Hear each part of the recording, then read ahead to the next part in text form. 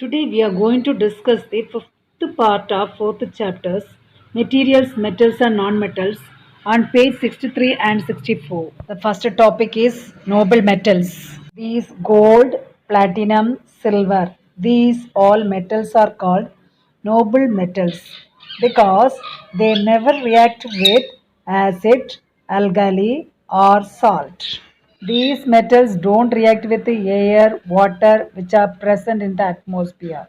That is the reason noble metals are found in free states. They always shine because they don't go for rusting. These unreactive metals are called noble metals or inert metals. Now let's move on to the topic alloys.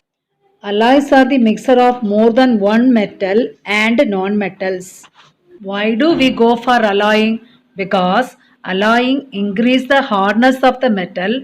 Also, it increases the lustrous property and also it resists from corrosion. Because alloys don't react with air, water or carbon dioxide present in the atmosphere. So, no corrosion take place. Here are some examples of alloy. Examples are brass, bronze, duralumin, German silver, magnesium, stainless steel, steel, solder, etc. Bronze is an alloy which is a mixture of two metals like copper Cu and tin Sn. The properties of bronze is it is too hard and it resists from corrosion, which means this bronze alloy does not react with any of the compounds like carbon dioxide, water. Bronze is used to make statues and bearings. Likewise, brass alloy is a mixture of two different metals like copper Cu and zinc Zn. The properties of brass are it is ductile, that means it can be drawn into thin wire, and also it is malleable, which means it can be beaten into thin sheet, and also it is free from corrosion. And its uses are this brass is used to make utensils, nails, electric goods, cartridge containers, parts of watches, and musical instruments, etc. Likewise, duralumin is a mixture of four different metals like aluminium Al, copper Cu, magnesium Mg, manganese Mn.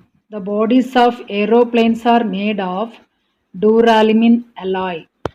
Look at this iron, it is shiny and also having lustrous property. But after a few days, it reacts with air, water, which are present in the atmosphere, and form reddish brown color coating on this iron, which we call as rust. Nowadays, this iron metal is replaced with an alloy called stainless steel, which is the mixture of iron, chromium, and nickel metals and carbon non-metal. Nowadays, most of the bridges are made of stainless steel rather than iron metal because iron undergoes rusting, whereas the stainless steel does not go for rusting. Likewise, you have to study all the composition of these alloys. This is the equation for rusting. Iron react with oxygen and water which are present in the atmosphere to form the rusted compound ferric oxide or iron 3 oxide, which can be called as hydrated iron 3 oxide, or you can write this equation also. Here is an activity. This activity 8 is to show rusting of iron in the presence of air and water and the effect of air and water on some other metals.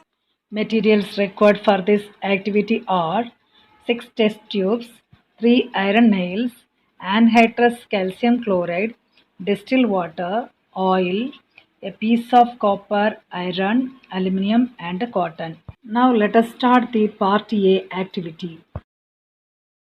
You are going to take 3 test tubes with nails. In the first test tube, air and calcium chloride CaCl2 which is drying agent. These two components are present in the test tube A. Where in the test tube B, you are having boiled water. So there is no more air present. And over the water, you added oil. So oil is floating over the water. In the second test tube, only water is present along with the nail. No air is present in the second test tube.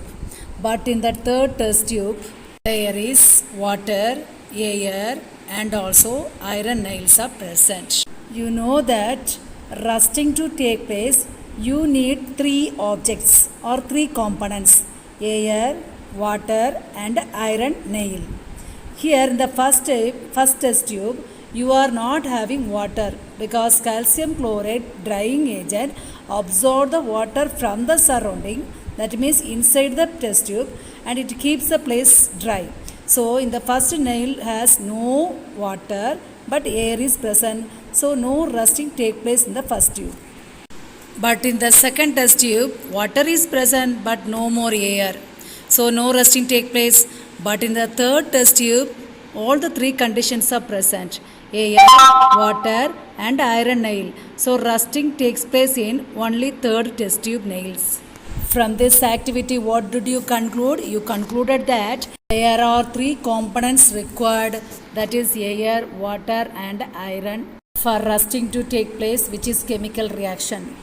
Now we move on to part B activity. Here you are going to take three test tubes, in which first test tube you are going to take copper, and second you are taking iron, third you are taking aluminium, and also add some water in each of the test tube and keep them aside without disturbing. What do you observe? After a few days you can see that reddish brown colored compound on the iron piece which is placed in the second test tube, which shows that iron gets rusted with the help of air and water, because water already we have added to the test tube. Whereas in both the test tube, aluminium and copper do not get rusted.